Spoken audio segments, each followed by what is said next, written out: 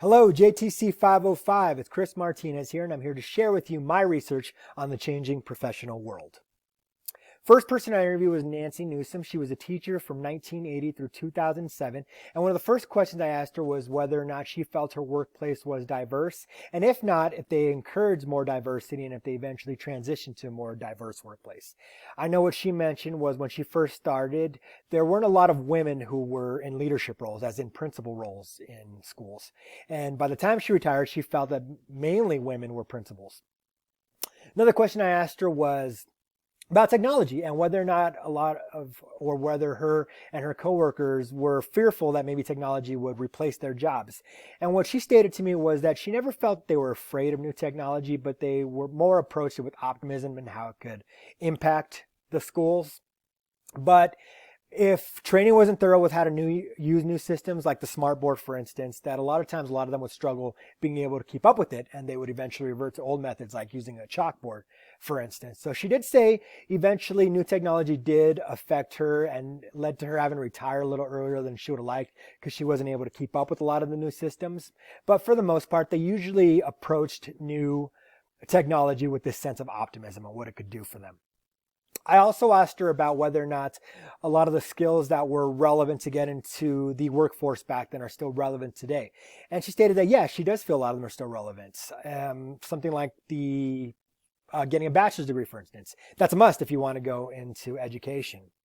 So she said that she did feel that they're still relevant. However, a lot of the skills that they used to teach in the schools are no longer that crucial anymore. She mentioned how she went to a store recently and the kid couldn't count the change back to her. That used to be one of the skills that you needed to teach to kids back then. But obviously, with the advent of the smartphone and being able to literally have a calculator in our pockets now, which our teacher told us we never have when we grew up, it's now normal now to have a calculator in our pockets. So we're easily able to do math on our calculators. We no longer need to be able to learn these things. So she felt a lot of those same skills are lacking in a lot of this generation. Next person I interviewed was Michael Cooper. He was a former construction worker and eventually went into medical supplies and sales for medical supplies. I also asked him about the diversity, and what he stated was he felt there was a lot of diversity. However, what he said was a lot of people of color were mainly low labor employees, as in they would do mainly the office cleaning or the bathroom cleaning, more of the janitorial work. And women were mainly secretaries when he first started. He did say that changed over time, and I'll touch a little more on that. But he said something that had an effect on that I was unaware of was there were some things that were common back then where fights were frequent and common in the workplace.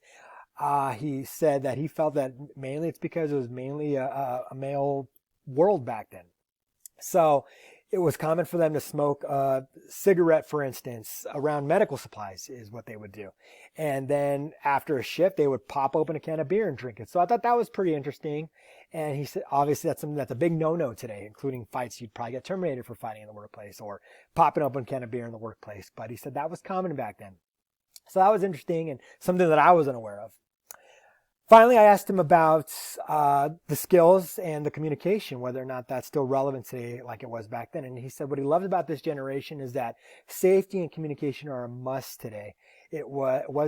Safety was kind of second to getting the job done back in the day, whereas today communication and safety are really relevant and prevalent and must in the workplace today. So some of the common themes that I found between the two was, once again, with the new technology. Unlike the Luddites of the past who were afraid that new tech would take over their jobs, these two really approached new technology with this sense of optimism. I don't know if that's the same for every baby boomer, but I know for these two and their careers, they really approached with a sense of optimism what it could do for them.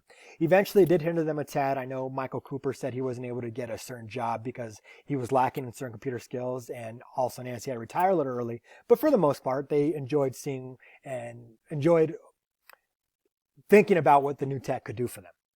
Another thing that I found between both of them was eventually they saw there were more women put into power, more women in power positions. So Nancy, for instance, more women who were principals by the time she retired. And for Michael, he said one of the secretaries eventually became his boss. So women eventually got more prominent, more superior roles in the workforce, which is awesome. Finally, we touched on our smartphones and tech and how that has led to us having this always on mentality. And what they stated was that we really need to find this work-life balance. They stressed how important it is for us to make our families a priority.